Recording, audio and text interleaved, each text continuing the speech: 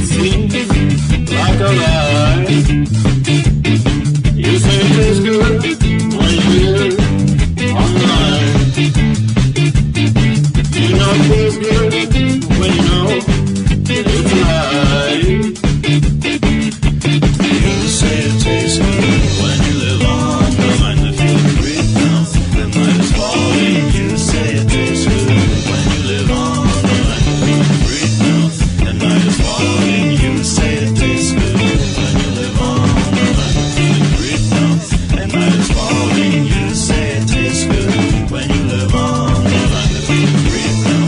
And light is falling, falling, falling, falling, falling, falling.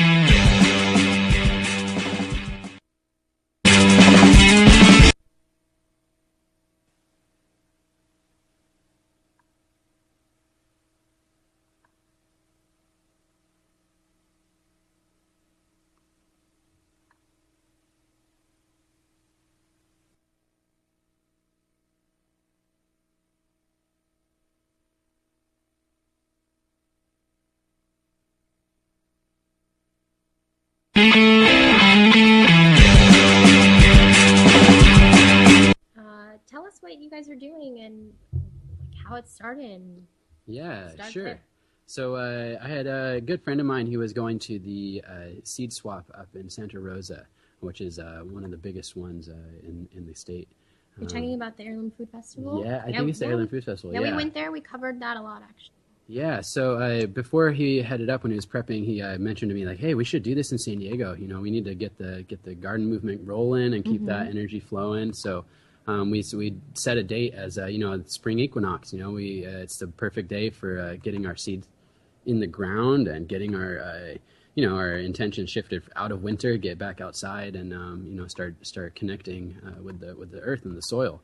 So when he got back, he was super excited and wanted to, we pursued the project. So, here we are just a few months later, and, we've connected with a lot of the different community organizations throughout San Diego that are, agriculturally driven. And, we got a lot of support from that community. So, we've, in just a short period of time, come a long ways, in getting this rolling. So, yeah, I wanted to mention that. I'm so glad to see that energy back in my hometown, where we kind of started it a few years ago with teaching locals about where their food came from.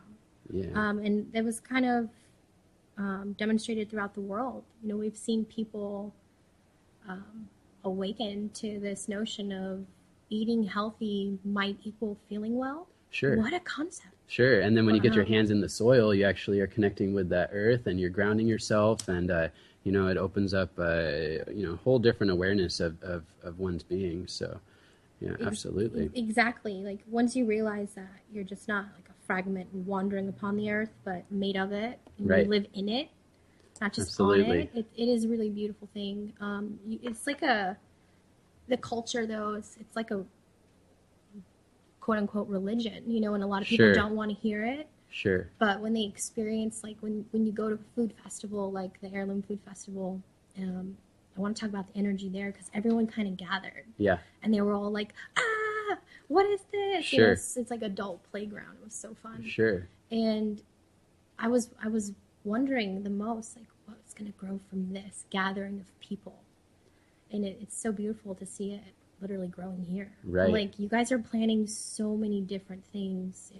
Tell us about what's going to go on that day. Totally. So we have workshops coordinated, live get your hands in the ground workshops. So let's see, we're there. We got a honeybee workshop. We've got a fruit tree pruning workshop, living soils and compost. They're talking about permaculture and wicking beds. We're having a demonstration on how to cook Nopales, Opuntia cactus. That's like one of the only indigenous foods here. Did you know Yeah, that? native grown. It We is. have the endangered cactus wren that utilizes it as, it's an endangered species that, only lives in the Nopales cactus. So Yeah, are you talking about the little beetle? it's a wren, a bird. Oh, the Yeah, bird. it's Okay. a bird, a cactus wren. Yeah. So, yeah, I mean, it's amazing. Like you said, it's it's become a philosophy of how to like engage with our environment around, food and animals and medicine. So that's what we're trying to really emphasize is how to reconnect with that movement. And in San Diego, most people don't know that San Diego is the most productive per acre agriculture in the state. I knew that. That's Yeah, huge. it's That's amazing. huge. Like, we're so lucky to live here. Absolutely. We really are. Yeah, we're one of the 25 biodiverse hotspots in the world. We have over 2,000 represented native species that out of the I want to say 2,200 different families of plants. We have nearly all of them represented natively here. So it's huge. So we're reaching out to the Native Plant Society. There's Dave is going to come out and do a talk. So we have a few lectures that we're Matt going to Powers. have. You mentioned permaculture. Like, I just enrolled. Yay! I'm a student on permaculture online. Yay! I'm still on like the first video. Matt, you're awesome. He came Cool. to my house last week. Oh, that's awesome. So Yeah. you guys have no flipping idea. Like, if you come just to talk to Matt Powers, Right. totally worth it. Right. Not to discredit No, anything there- you're all it's doing. so I'm just powerful. saying there's so many elements that I'm just like, I'm gonna jump out of my seat. Yeah. Because it's super exciting. Like, Yeah, absolutely. it's amazing. So he teaches like your philosophy as well, living with the earth, Yeah. growing food forests, Right. and it doesn't take a whole lot of work because that's a misconception. People, I don't have time to garden. Sure. But if you give the earth what it needs, it's just gonna do it. Right, it's the foundation, so it starts with the soil. So, compost. We have Tony Kozowski is coming out. He represents it's an urban farm. Let's see, a St. Vincent de Paul urban farm. Yeah, and he's talking about living soils, and that's a huge one. Is like once you have your soil alive and active, the biological activity will inherently help support life. And a lot of people think they can just go stick a plant in the ground. A native plant, something from here, it's already prepared for that. But, True. a different, food, a lot of our food crops require, some type of amendment or supplementation. And That's Yeah. I want to interject for just a second. It's really important because we talk a lot about conventional agriculture, right, and the thing that is the most important to understand about it is like, yes, we're growing a lot of food, but it's false food in the sense that it looks like food, but Sure. it's nutrition deficient. deficient because it hasn't gotten what it needs actually from the soil because they're just Right. they're prodding or they're planting fields and fields of the same thing over and over and over and over, and they're never swapping or they're Sure. there are no what do you call it, companion plants, Right. and we're not composting. Right, they're not. They're having to bring organic matter in from externally to bring that nutritional level back to a place of where it'll actually grow Actually plants grow again. food, but Yeah. it's not And as it's- it should Right. be. Yeah, if it was living in a biologically diverse area with a diversity of other trees and plants, which would naturally shed their leaves and would create that organic matter, the roots in the trees will help facilitate biological activity. Mycorrhiza rhizomes will be present and will facilitate ants being able to help Ants are facilitate, awesome. and cultivate that pore space that we need, which will enhance the water holding capacity of Right. the soil.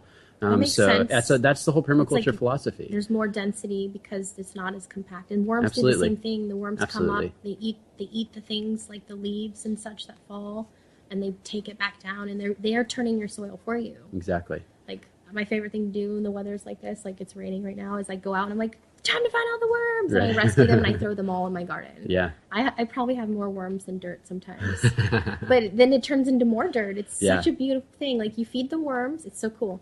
I feed my worms, I throw some food out there, and then the food disappears, and then I have soil. And I'm like, that's magic. Yeah. It's- The natural that's magic. cycle. That's real life, and that's like what you're saying is, when we take ourselves away from the traditional form of cultivation, which is really, food forests, right? And then, wild harvesting, right? Is like we used to be foragers. And It's amazing. we switched to agriculture and, we started to expand our civilizations. And so that, that whole, practice of cultivating our own food had to shift, raising animals so we, didn't have to work so much to try and harvest, so it's challenging when we now in such a fast-paced society, we are, we can go out the street and there's 10 different things we can purchase, but where do they come from? Where do they source from? So that ability to connect our community back to where its food is sourced from is so critical to us, not only as a health, for our own health, but as a society, as our culture. It's important for us to be able to connect to each other and understand like how to relate and how to relate to the earth and the animals and the biodiversity. It's really important. I like to be objective. I'm reading a book right now called The Naked Ape. I highly recommend it. It's like a 40 or 50-year-old book. Basically, a zoologist objectively, there's that word again, observes Homo sapiens as a zoo animal. Sure. And it's very interesting. Like you're talking about our evolution with food. We went from sitting in trees and just, mostly Right. eating, just reaching our arm out, Right. grabbing food, and then we would travel as a group to the next spot. Right. So Safety. we exactly. But then we became like a wolf. We became that same animal, but with the instincts of a wolf to hunt. You know what I Sure. mean? So we're changing and evolving, and I think it's really amazing to be alive and witness people go, this isn't working. Sure. Like how do we deal? Well, we grow food everywhere. Right. It's so simple, but it's hard for us to kind of unlearn. Matt Powers, he talks about that, and he calls it unschooling. Right. Yeah, because it's a programmed philosophy. The general agriculture. I mean, even you look back to the 50s, 60s. I mean, still like we're so caught in those same paradigms, those same ideologies, and now it's. I mean, even with organic, USDA organic certification coming out, and organ tilled, and all these these ideologies of how to practice more sustainably and more efficiently and more mindfully, when it comes to our food cultivation is huge. So that I think has been one of the keys to the revolution of advancing that education and understanding and causing people to go question what they're seeing. Because like you said, you taste this food that's conventionally grown, and you compare it to and you taste it to same varietal, and you taste an organic one. It's I mean, different. I remember growing They're up. shaped different. Yeah. Like those heirloom tomatoes, they're less appealing because we're trained to see this perfect symmetrical little Sure. sphere. Right. And you see this tomato, and it's like, I'm a tomato. You know what I mean? Each one's different. Right. And that's what I want, though. Like, Yeah. I don't want to eat the same tomato every time I eat tomato. Totally. Yeah. I mean, and the richness of flavors. I mean, the diversity of how many different varietals there are. I mean, a lot of people don't even realize that, there's more than a dozen. I mean, So many that's just like, that's just what you can find at like You a could market, grow right? an entire garden with only tomatoes. Thousands of and varietals, you could right? Eat a different, like, you could eat a different one every day. Yeah, absolutely. And some of them taste like pure sugar cane. Like Right. My daughter calls them nature candy. Yeah, exactly. Like, Yeah. She sees a tomato and she's like, nature candy. I'm like, that's awesome. right. Yeah. Nature candy. And that's crucial to kids. I have two kids as well, a 2.5-year-old and a 6-month-old. And, it's so important to like get them in early. the dirt. Absolutely. Yeah. My son loves to pick blueberries. So we have blueberry shrubs, and he goes and he'll pick them, and it's like, gotta teach him not, to wait till they're ripe because he's all about it. And so, it's amazing. That's important. Patience for sure. Right. So it teaches all these different philosophies as well of how to relate to life. And so, as a person, he's Without drilling it into your head. Right. Like, hey, this is a scenario, kid. When this happens, you do this. I think that's how we get programmed. Yeah, that's Like, exactly it. So you Exactly. go out in the world. This is fun. Okay, this is your homework for the weekend, people, everybody. So you go out into the world, right? And you go do that people thing where you go to the store and you go, hi, how are you? And they go, Hi, how are you? I'm great. Yeah, and half the time they don't even answer how Right. they are. Oh, sure. Yeah. And you're like, well, I'm actually curious. And then this is what Sure. you do. You go, like, no, really, like, how are you? Like, Yeah. what's going on in your world? And they go, they look Freeze. at you like you're crazy because you asked them something out of, like, it's a script. You're actually engaging them, How right? in the hell did we all learn this script? Well, because we're so disconnected, and I've said it a lot of times. But it's cool that other people agree with me. Yeah. I'm just Right? Yeah. But seriously though, like that's been the reality of people like you and I who are like, hey guys, there's this other thing we could try. Right. It's just hard to get the momentum behind you. Sure. And I'm really proud of you guys. Like I've been following what you guys are doing, and it's super inspiring. And Thank I you. hope that this show on Friday nights inspires people to look at the news or compare it to the news and go, wow, there's a lot of horrible things going on in the world. Sure. but I'm a person and I can make a change. Right. Like, it's true. Right. People hear that a lot, but look at, you're a people. Right. And you're doing something out of the ordinary. Right. Totally. And you brought together all these other people and you guys are making this massive communal event. Exactly. And I Which is free. That's it's free. where I was getting. That's like the crucial It's part. free. It's knowledge. I mean, I got my bachelor's degree from Oregon State. I got my associate, and I was in natural resources and fish and wildlife conservation. And my associate's degree is in agriculture, which I got from Yuba College. Mm-hmm. And I mean, it took me some time. It took me a lot of work. You know what I mean? Yeah. So to be here as a San Diego native, helping to facilitate for this event and this community, it's so powerful for me. I feel like it's a calling of mine, and it's a purpose. And so to be a key role in this event has inspired me as well to share the knowledge I have and continue to pursue these passions, which, like you said, when you can pull your own fruits or foods from trees right outside of your front door, I mean, it's such a whole different feeling, right? I mean, the relationship changes. I used to have a JOB, that thing that you wake up Right. every day and you're like, what am I going to wear so I can impress people, so I can sell them things? Right. So dumb. I can't do that people thing. And then, so you go and do that job and all day you're like, this, in the back of your mind, you're like, this sucks. And I found myself, and I used to talk about this, found myself like in the morning going out in the garden before I put on the monkey suit, and I would lose hours. Like, Right. I'd be 3 hours late to work, and the doctor would be like, seriously? There are 40 messages for you. Blah, blah, blah, blah, blah. Here's 5,000 files. Right. And then I'd be like, dude, do you even know what time is not? Right. Like, just to have that sense of, I'm a being, and I'm out here doing things in the earth. And Totally. I'm not concerned what time it is. Well, that's or natural where- time. But that's wonderful. Yeah, and absolutely. Like, you just, that feeling, I don't think people get that. Well, that's Like- kind of where the Gregorian calendar, as a time scale, it is tuned and designed around taxation. I mean, you look at It is. Monday through Friday is your work day, and then you have your study the history of weekend. that calendar. It's very interesting. And then you look at the 13 moon calendars, the natural calendars, which, Yeah, I wanted to talk. I'm glad you're bringing it up, because Yeah. the equinox is important to us as beings. Yeah. And I know you have a lot of training. Your bio, we need to go through that thing. We can spend 20 minutes. Yeah, on- totally. But I'm sorry, I'm excited. Keep going. But yeah, well, I mean, when we talk about natural time, it's like my background in it is studying it through the Mayan astrology, through the dream spell. So this philosophy is keeps you on a 13 day interval. They call it the human holon. So we relate to it as 20 fingers, 20 digits and toes, right? Mm-hmm. 20 fingers and toes. So multiplied by the 13, which is the major joint in our body, right? So 13 times 20 is 260, which is our natural gestation as humans.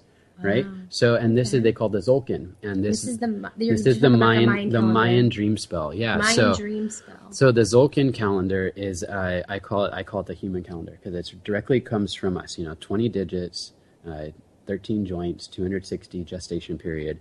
So we have 20 different archetypes, characters. Each one is represented on the fingers and toes. Is this kind of like the young? You're talking about archetypes, like. Well, it's like each one has a representation. So, for example, my character is the moon, which represents purify, universal water, and flow. And my character falls on the wave spell of the wind, which the wind represents communication, breath, and spirit. Now, my character on that 13-day wind wave spell is on the eighth day, which is galactic. And the galactic character represents harmonizing energy from past to present. So my whole purpose is purifying universal water and flowing to be able to bring past to present and communicate that ideology of spirit, right? So I look at it as, I look at all these ancient traditions and I take them in and absorb them, and then I discern and interpret so that others are more easily able to relate to them, so they can use that knowledge and take it out to their own community or their life and utilize it.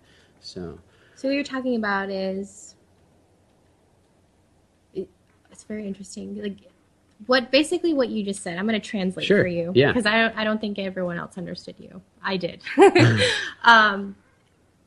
You feel like your understanding of your experience has brought you to this moment, Right. which is awesome, because I feel that way too in my own experience. Like, there are no accidents. We're Right. all on our own personal mission, and we get so, I love that we're being philosophical on this waxing moon, Yeah, absolutely, right? And I was absolutely, looking yeah, at the yeah. numbers because I'm really like, I pay attention to everything. Yeah. Too much. So I was like, today I was like, oh, 311, those are good numbers. Oh, and the moon's maxing. So I was being all philosophical, but those Yeah. things mean certain things to me, Absolutely. right? Everything has a certain meaning to you. And I think as beings, we get caught up in that script I was kind of Right. talking That about time earlier. scale. Yeah. Yeah, it's a paradigm. Paradigm's a lovely word. Like and I've been talking about this for a few years, and I feel like humans are we're watching an evolution. It's happening. Right. We are evolving every moment, every day, but we forget it Right. because we lost that connection. We don't plant the seed. We don't nurture the seed. Sure. We don't grow the seed. We don't eat that. That's energy. What you put in there, you can Absolutely. literally put in here.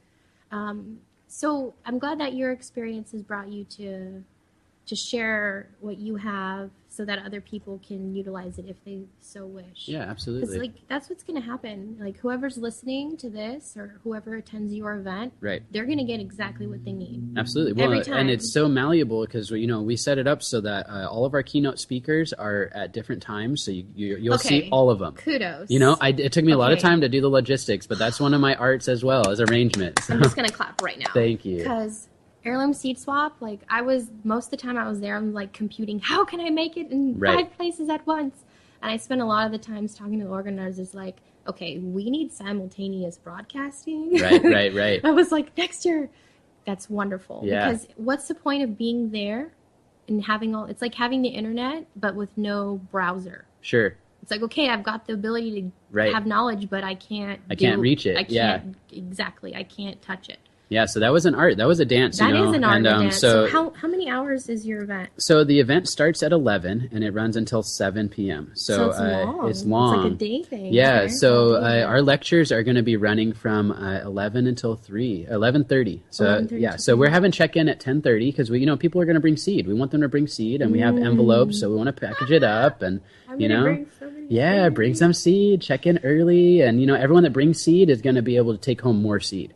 Versus the people that don't bring anything, they're still going to get some seed. They're not going to get as much though as those who are also contributing to the event. In that, That makes sense. So Okay. we want to honor everybody and what they're contributing, both the participants as well as the exhibitors and the different lecturers and such. So we set it up to make sure that everybody is going to get their space. So the garden is going to be running. We have workshops from 11:30 until 2:30, 11:30 till 2. We have workshops in the garden, and then we have 2 different staging areas. We have an outdoor staging area.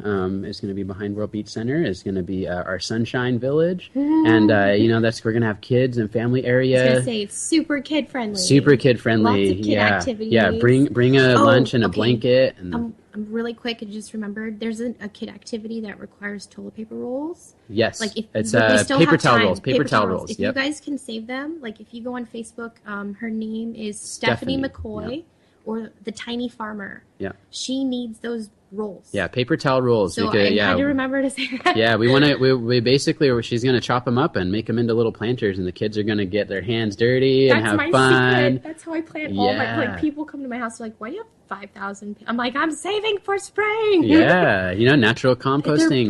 It's perfect. perfect. Yeah, absolutely. But Stephanie McCoy needs yours for next week. Yeah. It's all. Did you tell them the date? It's Yeah, the March 20th? 20th. Yeah, when Dale and I talked about this, we said, when do we do it? Do we do it in October? Or do we do it in springtime? I was like, well, again, because I follow the natural calendar, I'm like, well, what other date than the beginning of spring? We Talk need to about that, like in your experience, like why is that important? Yeah, so historically, it's our celebration times. The equinoxes and solstices. It's when we come together and we focus ourselves on whatever particular agricultural time we're in.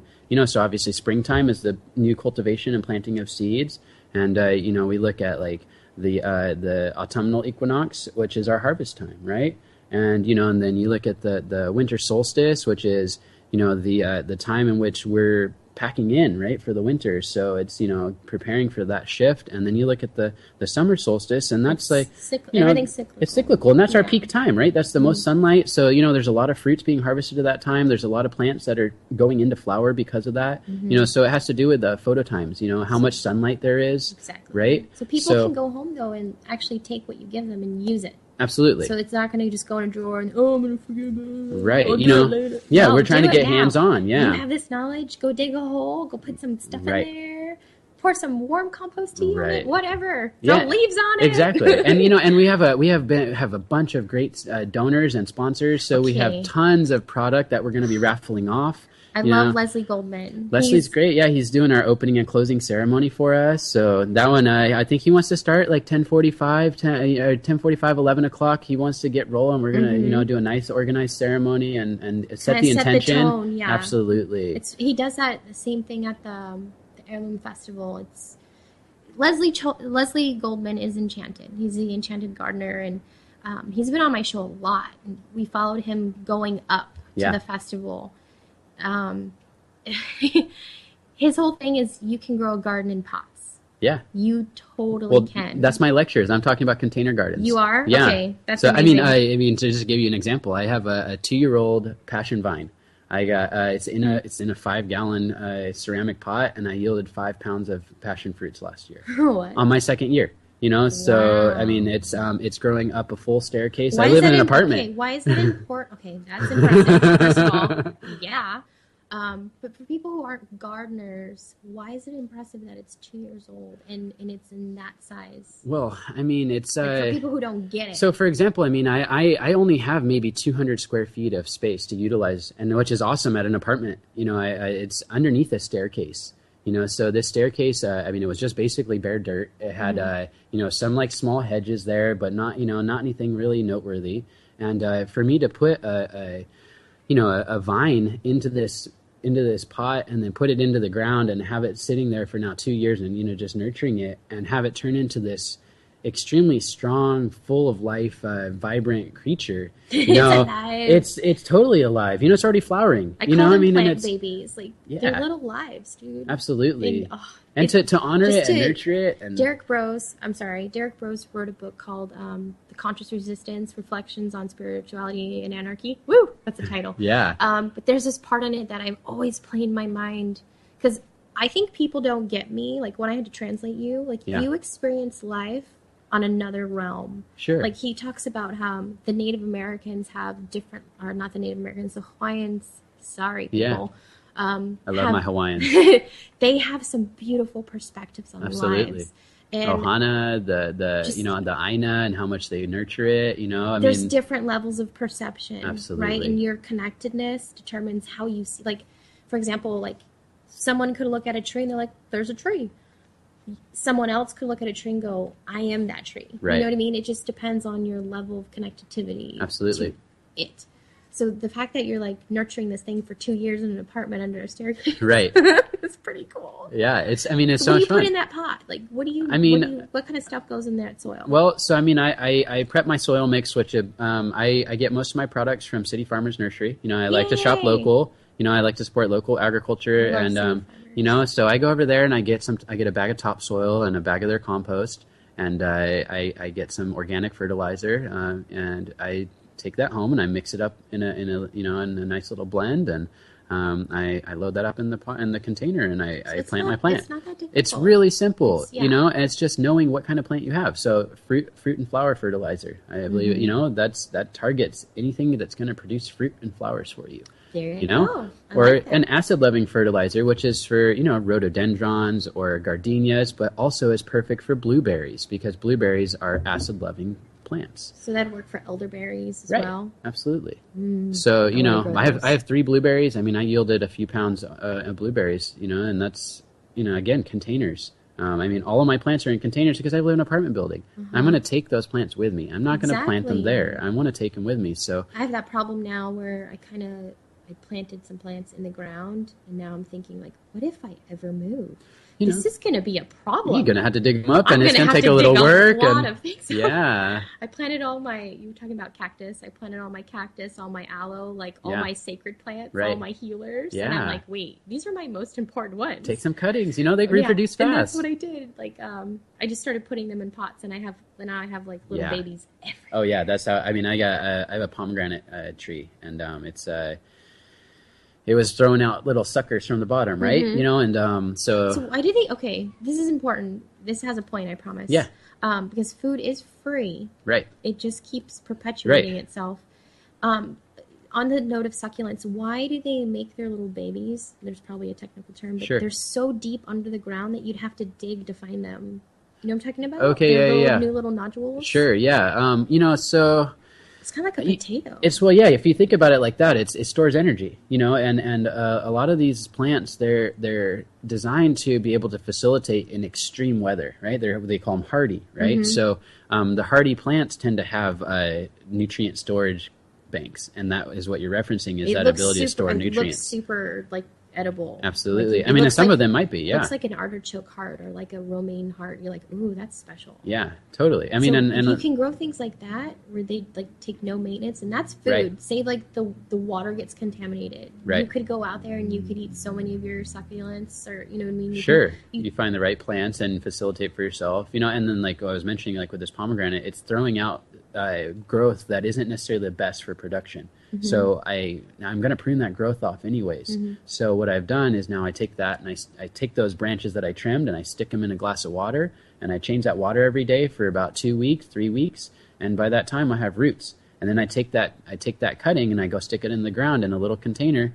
And now I have a plant that in 3 to 5 years is ready to be fully productive again. And you got that from one plant. Right. And you can take cuttings, and it's important, like 45 degrees, right? Well, you know, it's yeah. I mean, that's important for like to allow the water to run off. These ones in particular are cut right from the base of the stem, so they Okay. have there's a little bump that comes off of the Yeah. of the main branch, right? Right. And they call that the collar.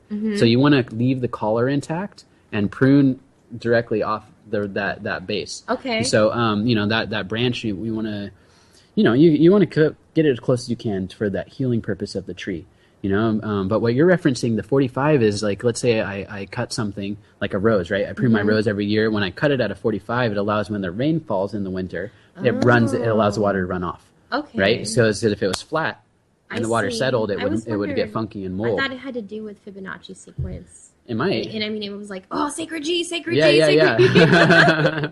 Mathematician. Well, I brain guess starts going it could in that Think sense about of it. gravity, It's right? 45 degrees. You know, Some it's magic in there, man. yeah. I mean, that's friction. You know, friction is going to hold the water there. So at that 45-degree angle, friction combined with gravity allows it to run off. So I mean, you said you know, gravity. That's the magic yeah, word. you know. Let's not talk about that. Or my others. Don't say gravity in my Yeah. presence. You're not prepared to talk about it. Sorry, that's No, like it's my all favorite good, thing yeah. in the world. It's super relative. Absolutely. That's my favorite Well, and joke. you know, I mean, that's the moon. The moon changes our tides. You know, so in that sense, like, you know, gravitational fields influence gravity growth. is everything. Yeah, I'm absolutely. super upset that nobody talks about gravity all day. Like, Yeah. we need to have gravity groups. We need to have like 500,000 members in them on Facebook. Like now, Yeah. gravity is everything. Dude. Yeah, And totally. we have no idea how it works.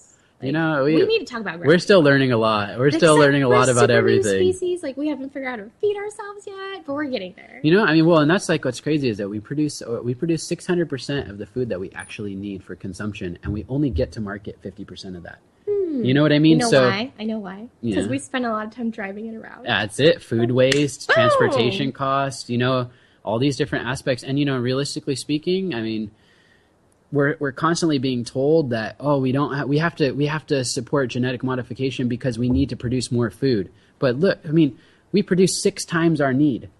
I mean, already. And we you throw know, it away. and if you think about the negative impact from like you said, the fuel costs to the the Then that pollutes pesticide the and air. all these aspects of, I mean, well, There's so many things. right. You know, you take the water out of the ground or you take the water out of the lake, and now you have sediment, that fine sediment that's took, you know, thousands of years to settle in that lake, now is open to the air to be lifted airborne because it's light enough to get up. You know, and that's, you know, that happened with, you know, they call it Cadillac Desert. That's Los Angeles pulled the water from Mono Lake, and there's a second lake up there, and they was rescued by like 12 biologists, saved it because of all this happening. And now LA actually has to pay to put water back in that lake. It's happening Because a lot it's- in California, yeah. actually, because you know we have a water shortage, obviously, Right. and that's happening a lot. Absolutely. And what would Matt Power say we need to do? We need to grow more food. Yeah, well, What people yeah. think we shouldn't be doing, we gotta modify our development, you know, because Exactly. what's happening is, you know, we in It's San gotta Diego, be regenerative. Right. I have trouble with that word. Regenerative. regenerative. Yep. Yep. that word. Yeah. Instead, because people talk about, oh, it's got to be sustainable. It's got to be sustainable. Wrong word. Right. No, it's got to regenerate. Right. Regenerative. You got to give back. Absolutely. Yeah. So, I mean, in San Diego, our negative impact has been with development because we create hardscapes.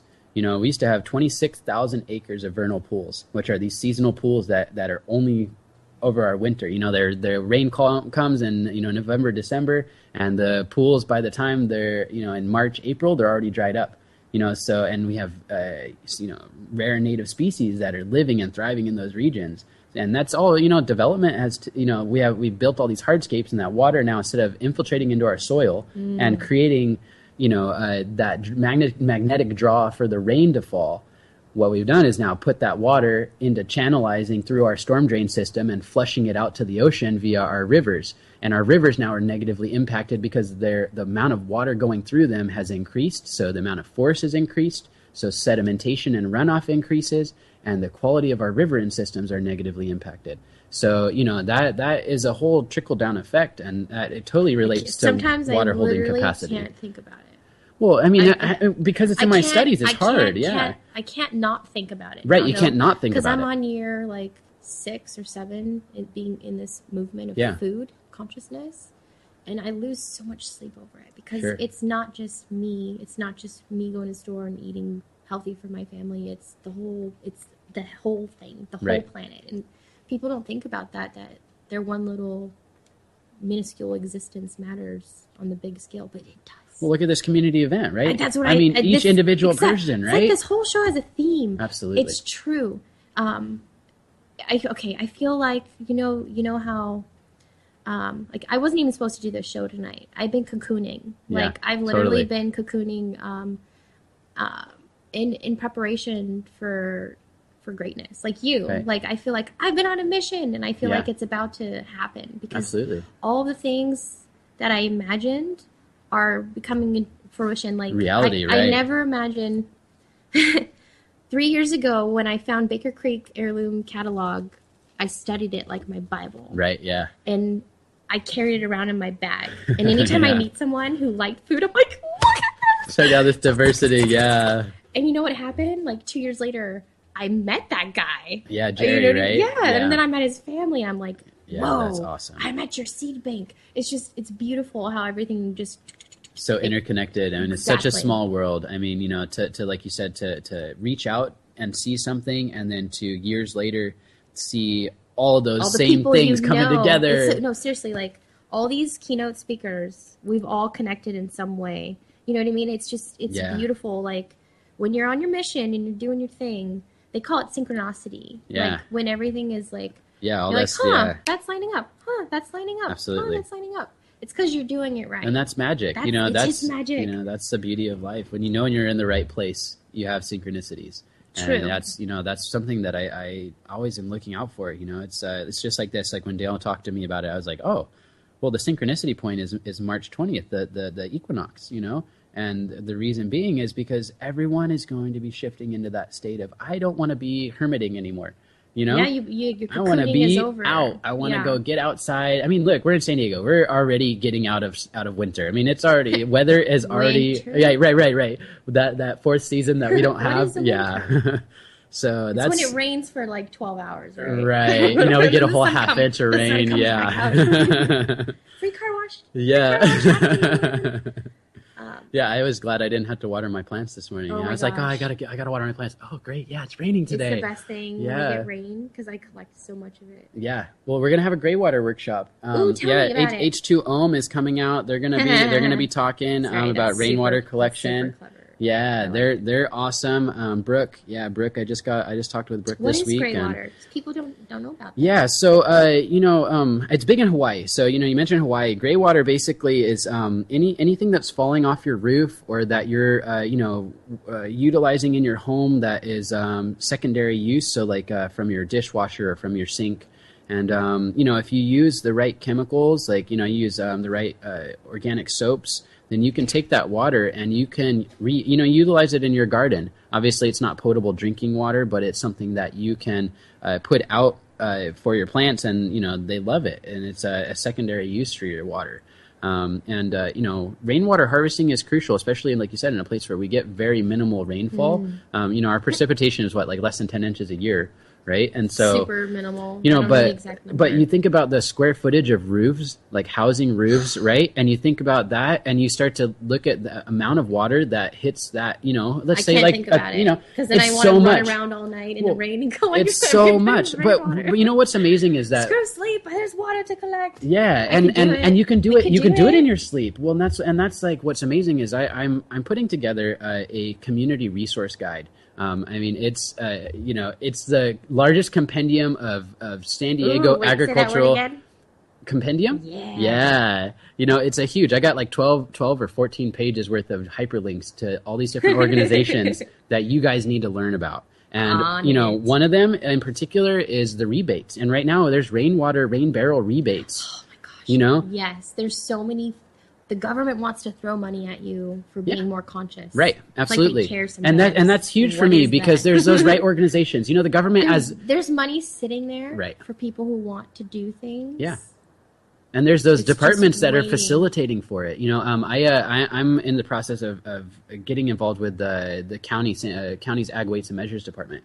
It's something that for me, with my background, I want to be in San Diego and I want to facilitate in a positive way. So I'm working on getting myself in a position where I'm going to be part of that representation of government, because it's important to have our community there and recognize that these are people that live with us. They're our neighbors, and our neighbors care, and they're educating themselves, and those that are really reaching out, they're trying to facilitate for us to be able to expand and as a community be able to continue to thrive.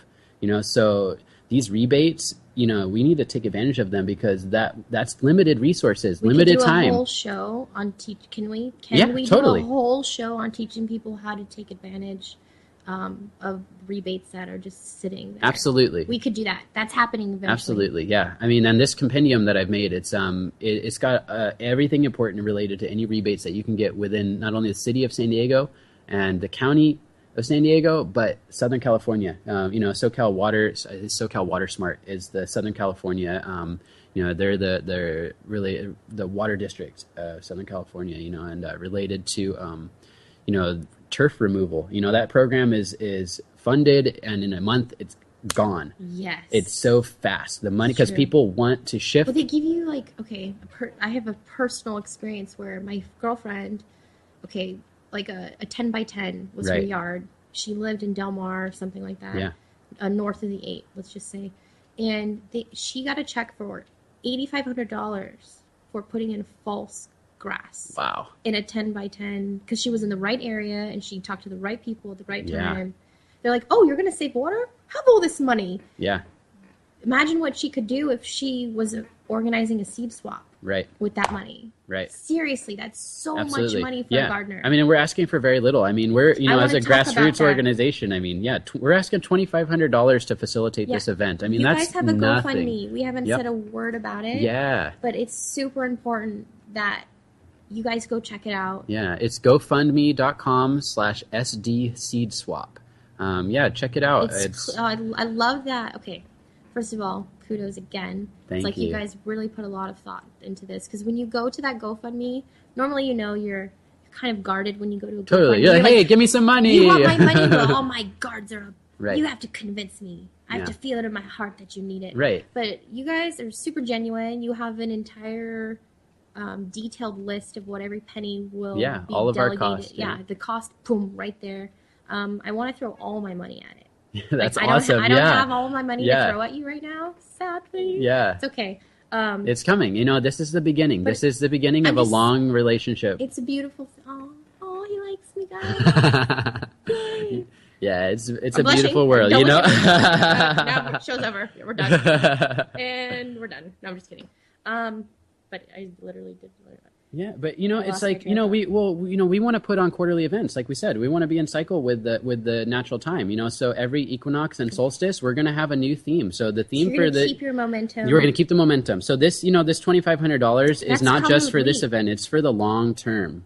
It's getting us. It's helping develop that continuity of this program. And again, we have so many supporters of different organizations in San Diego. Yes. We got the California Rare Fruit Growers behind us. The World Beat Center. Miss World Beat Center, we Makeda love Dredd. you. Yeah. Makeda's the mama of San Diego. Yeah. She really is. And she, the Children's Garden, the Ethnobotanical Children's Garden that she's organized, it's amazing. She's doing a birding exhibit. She's connected with Cornell Lab of Ornithology, which I didn't know that. Yeah, this is like That's the new. top ornithology lab in the country. I mean, they are amazing on what they're working on. So they're She's also a permaculture student. yeah. By the way. Oh yeah, she loves her gardening. Yeah, she does.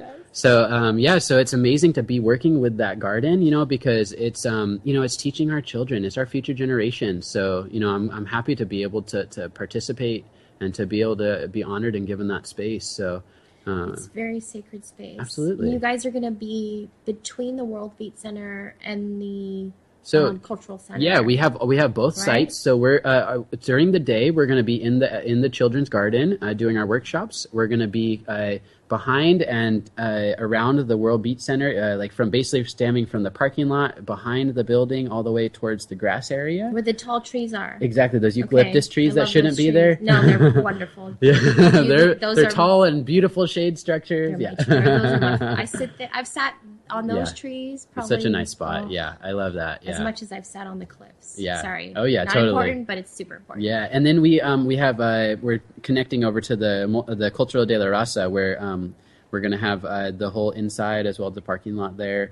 So Music, right? yeah, live music all day. So it's set up to where the music. We have two stages. So two stages. The Sunshine stage, which is our outdoor stage, and the Cultural stage, the Centro stage, is in Centro Cultural de la Raza. And the music will be alternating back and forth. So it's set to where lectures are alternating back and forth between those two stages. And if there's a lecture at one, there's music at the other, and then they switch so that if you're like, hey, I've learned so much, my brain's overloaded, I need to go listen to some music and chill out in the grass for a minute, you got that space, So we've facilitated it so everyone gets an opportunity to enjoy and, take their own initiative to be where they want to be. So You guys should live stream it. that would be amazing. Yeah, let's facilitate it. Let's do it. Seriously? I'm going to be GoProing a lot of it, so we're going to be, I could recording a live lot of stream it. thing. That would be Okay. great. Yeah, let's talk more. I just got a new stabilizer. Cool. So you guys don't have to watch me wobble around.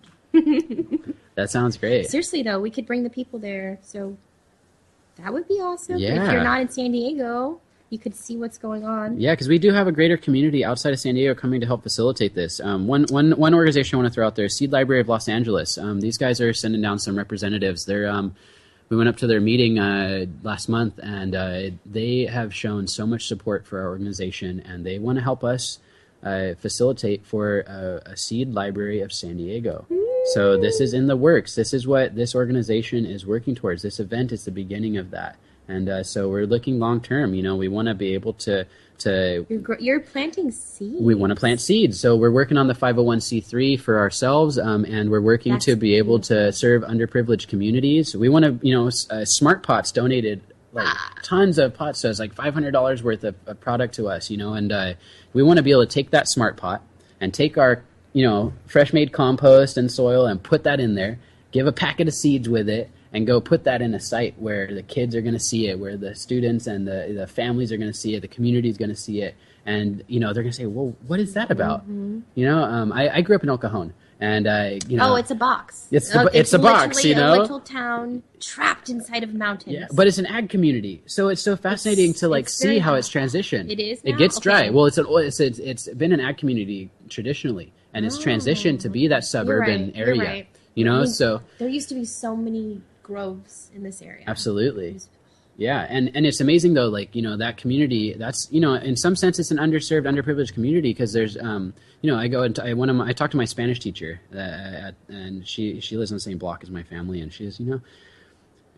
I was telling her I'm getting my degree in agriculture, and she's like, well, if you ever want to come and do a workshop or something, my kids need to see that, because she's like, we planted some carrots and we pulled a carrot out of the ground, and the kids were just like, what is that? What is going on? And they're like, we thought carrots were from the store. And so it's like this whole, like you said, that this lack of education about agriculture and natural resources as a whole. I mean, it's amazing. And like I said, as such a like agriculturally rich community, you would think that that would be like a natural go-to for our education system, especially for the kids. So to see more and more, or schools It's going that getting way. towards that direction, the children's gardens and those, it's huge. It's amazing. There's a community garden. It's funny that you mentioned El Cajon, that I'm trying to become involved in, and they have huge spaces, like 10 Yeah. by 10. That's great. That's huge. 100 And square it- feet's a lot of and it room. includes water, and it's only Wow. like $100 a year. That's amazing. That's like that's the, amazing. That's the steal of the century. I'm Yeah. gonna buy all of them. Right? But I'm just saying, like, that's in one tiny little part of San Diego. Right. And you mentioned how many people. It's happening. Well, it the happened. San, It yeah, is. San Diego Community Garden Network. Walt Sanford. Walt's a great guy. I'm glad that he and I got to connect, and that program is huge. So there's ways to connect, and so another thing, like underprivileged community, like food stamps. People don't always know they can buy seed with food stamps. I don't think people do. A lot of people don't know. You can go use your food stamps and buy seed. I actually bought some from Seeds of Change from Sprouts. Organic Seeds of Change. A specialty seed, and that's that's huge. A lot of people don't realize Wow, that. you could buy a $2 packet of seeds and grow melons forever. Right. So, and that's why seed swapping or seed exchange is so important, because when we cultivate our own seed and we have that as a resource, now That's I have a money. value. That's money in your pocket. Absolutely. That's better than money. Absolutely. And now this as Like, a honestly, facilitation. I love that you said that, Yeah. because like I don't care about Federal Reserve notes. Like I use them, but it's not my favorite. Right. Like if people only knew how rich I was, like I'm like, if they only knew how Right. vast my seed bank was. Right. Because to me, it literally is infinite. Yeah, absolutely. I have food. It's perpetual. forever, and my children have food forever, and their children have food forever. Right. And isn't that what our whole goal is to nurture and reproduce just like a plant? Absolutely. And Yeah. that's so beautiful to have that understanding. Yeah. Yeah, foresight. I mean, when it comes to natural resources, it's so important that we relate to the value rather than the monetary denomination, because value is not inherently understood. Value is in the exchange. So to you, something is of value because you have an awareness about it. The next person, they may have no awareness, so to them it has no value. So that's why education is so important. Exactly. If people understand, if they understand the value of that seed, they would want it too. Yeah, And they'd absolutely. want to share it with their friends. Well, and that's where we are. This event, it came out of that whole that philosophy, because all these different people that are involved in this organization, they are already doing it, and we are already preaching to the choir. You know what I mean? It's like, hey guys, we're all talking to each other. Yeah. Let's teach other people now. Exactly. So And that's crucial. The outreach now, this event is it's designed, it's free because we want everyone to have the knowledge, and we want people to realize the vast availability of the resources just within our community, right? So we've got so many different supporters. Let me just, like, our seed supporters got all Good Things Organic Seeds, Annie Heirloom Seeds, Baker Creek Heirloom Seeds, Woo! Barrio Seed Bank, Bountiful Gardens, the Rare Fruit Growers I mentioned. Cacao Fest. Yeah, Cacao Fest is a supporter. Girl in the Garden, Girl Next Door Honey. She's doing a workshop. She's you mentioned that. Yeah, so we're gonna live honeybee intro to honeybee workshop. I will be filming. all Yeah, that. crucial. And she's she's 'Cause we a can't- self-learned and has been doing this for some years and manages. I want to say she managed like over 60 different hives within the It's community. impressive. You These know? are no joke. No, and it without takes a them, practice. we Yeah. can't do any of this. Pollination is crucial. It's- Yeah, crucial for us. Plant sex needs to happen. Right, and as the wind can't do it all for us, But no, Yeah. I mean, it tries really hard. It does, But it's yeah. bees. That's wonderful. Yeah, so crucial. And then let's see, what else we got? Green Places, H2 Om, Urban Acupuncture and Wellness, Hill Tribe Hemp, Lazy Hummingbird. Yay, I'll try them. Yeah, Huerta del Valle, they're doing the Nopales workshop. Sounds delicious. Yeah, Pie Love, Renee's Garden Seeds, another seeds. They donated some seeds to us. Seed Library Ballet. Wait. Yeah. How yeah. come I didn't think about this? I'm mad, but super excited. I'm going to say sexy food. That's a business. Yeah. Yeah, they. I want to know everything about it. Yeah, you know, I actually I just got a message from Dale about them. I guess he talked to them early. I don't really actually know what they well, do, it's intriguing, but I'm 'cause intrigued. If you're doing food right, it is very sexy. Yeah, you know, and I worked as a chef, so So to me, like, you yeah, know food all is about totally food. a sexy like, art. Food porn is a thing. Like Yeah. people watch other kind. I'm like, no. Yeah. Show me the sauté. Yeah, video. I want to see those heirlooms. I want to see that local grown. You Let know, me see your yeah, chiffonade. Go. absolutely. Yeah, you know, and so see St. Vincent de Paul Urban Farm, Tiny Farmer San Diego, Oh, she's awesome. Turtle Tree Biodynamic Seed Initiative. I got to talk about these guys. These guys do the naturally pollinated, wind pollinated seed production. You know, What? so these guys it's Wait, biodynamic farming is like the ultimate in organic farming. It's like do you know Masanobu Fukuoka? Not personally. One straw revolution. He's he's the late Masanobu Fukuoka. He's to me he's one of the fathers of permaculture. He prefecture in Japan. He's cultivating rice and he has a orange grove. 15 acres of oranges and traditionally rice is cultivated in wet fields, right? Mm-hmm. And he's cultivating dry cultivation, What? hand seeded. Okay, so they're just walking around throwing seed Are out. there videos of this? Books. So like, he puts them in. He puts the seed in clay pellets and then throws them out there, Like seed bombs. right? Because then you don't lose so many seeds to the You're birds and the protected, creatures, 'cause that's a right? problem. And then he times it around the monsoon seasons, right? So all of a sudden throws out the seed, boom, water is comes in, permaculture. they start breaking down, and then all of a sudden his rice fields grow. And he walks around and does his does natural weeding with a scythe. So he takes the scythe and just chops the weeds right there, and they just lay there organically and decompose and provide nutrients. He's like top production in Japan. Like his prefecture, he's producing 2,000, 2,200 pounds per hectare of Wow. per rice production. I mean, vast amounts. That's literally, the closest people to him are like 1,900, 1,800. Like he's producing a significant amount of food with very little input. And that's, I think, the whole philosophy behind permaculture. Exactly. Is to reduce your input and increase your output. And you're maximizing your life. Absolutely. You have the best food. You don't have to have a JOB, that thing we talked about earlier. Right. Don't do it. Do what you love instead. Absolutely. Do what you want to do. I could talk about that for 10 years. Absolutely. Because then you're going to be your happiest. And that you don't have to worry about food. You don't have, you have a surplus of food. You don't have to Exactly. spend all day growing food. Then what are you going to do? You're going to do that thing you want You're to do. going to enjoy your hobbies and you're going to enjoy your family. Yeah, and you're going to do what you're supposed to do. Yeah, absolutely. So that's always been my intention, is to empower people towards optimal wellness and regenerative. Regenerative agriculture. Yeah. Regenerative agriculture. Sorry, I can't say that word. I don't care. I can say lots of others. Absolutely. But it's such a beautiful notion, and I hope that we taught people about the fact that they're part of the earth. Yeah. They're not just wandering upon it.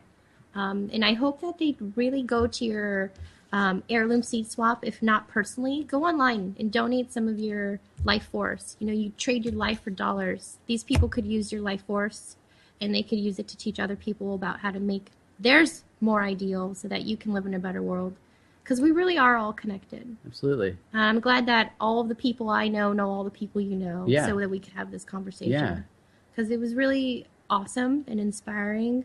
I personally am done cocooning, and I'm ready to plant so many seeds. Yeah, it's bloom time. It's super bloom time. So I hope to see like everybody, the whole city, and everyone you know.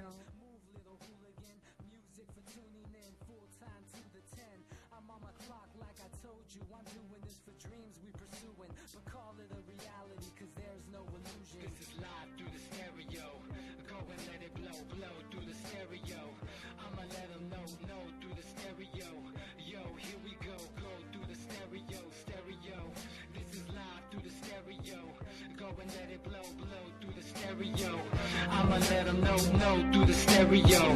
Yo, here we go through the stereo.